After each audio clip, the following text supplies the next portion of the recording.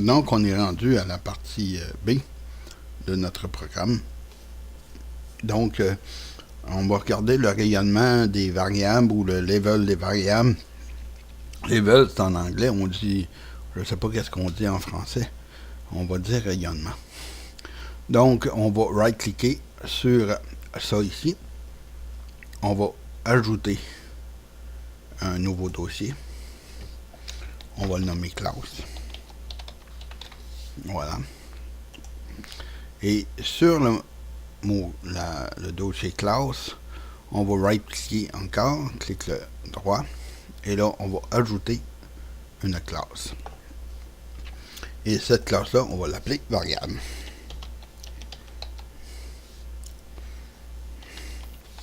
On va y mettre un V majuscule. Et voilà, variable. Voilà. C'est très important d'enlever le mot classe ici. Voilà. Et là, on s'en va dans le programme. On va tout effacer ça. Ici. On va effacer ça ici. Voilà. On va même effacer la classe statique écrire. Voyez-vous. Et là, on va on va tout de suite bloquer notre on va attendre de l'utilisateur fasse un mouvement pour fermer la fenêtre. Ça va être réglé. Voilà. Si vous me suivez depuis un bout de temps, vous savez à quoi sert cette commande là. Et maintenant, on va déclarer une variable ici. INT A. 2 points. Ou plutôt, on va l'égaler à 0. On va mettre notre variable statique. Voilà. Maintenant, comment est-ce qu'on va faire pour avoir accès à cette variable-là? On s'en va dans le programme. Et là, si on fait A, on a A, programme A, mais c'est la variable d'ici. On va l'enlever. Ça va être moins compliqué. Là, on clique sur A. Il ne se passe rien.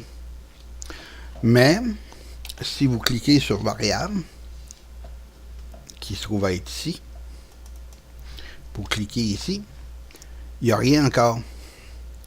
Pourquoi? Bien, c'est simple. Notre variable est statique, oui, donc on peut l'utiliser une seule fois, mais elle n'est pas publique, elle est private en anglais. Donc, en étant private, elle ne peut être vue que par les méthodes qui vont être à l'intérieur de cette classe-là.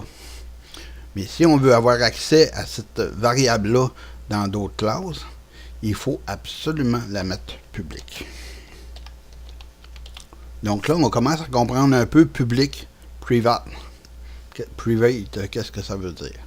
Donc là, si on s'en vient ici, variable, point, voyez-vous, le A est ici.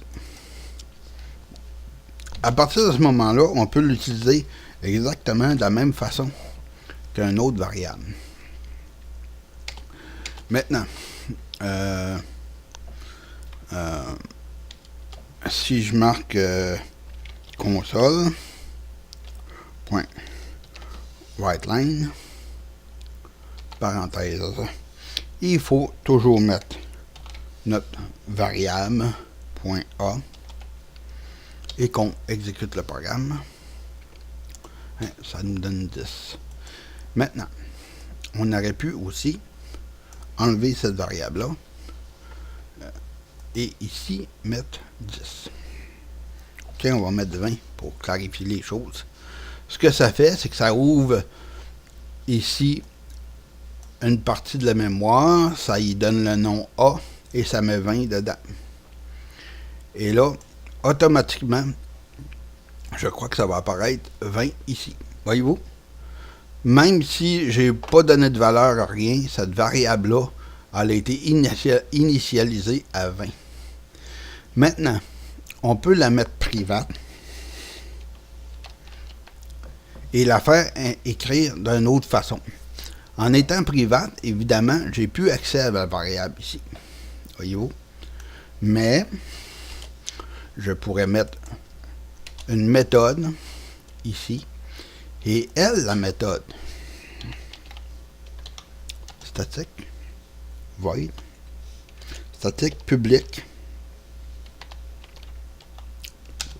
void, écrire, et là, comme ça.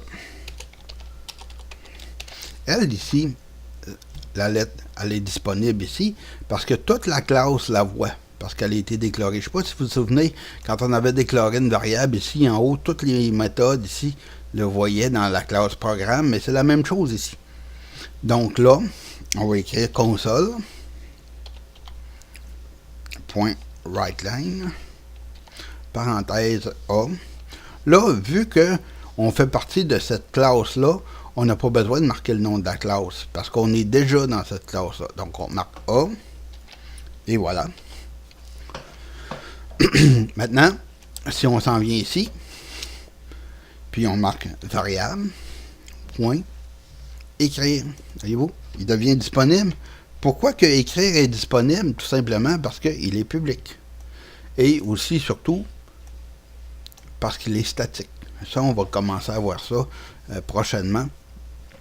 Parce que le prochain programme, là, on va commencer à regarder ça, là, les objets. Le premier programme, le prochain vidéo, ça va être sur la programmation objet, orientée objet.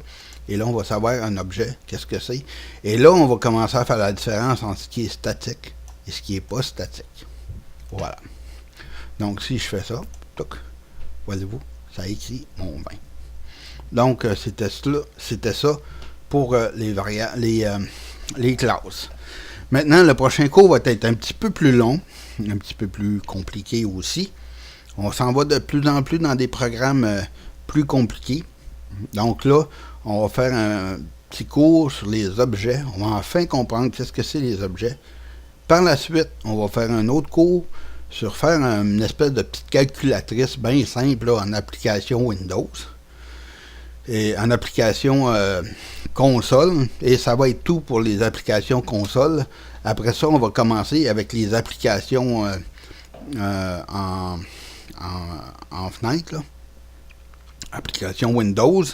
Et on va commencer notre premier jeu. Oh, on s'approche de notre premier jeu. Là, on commence vraiment à s'approcher.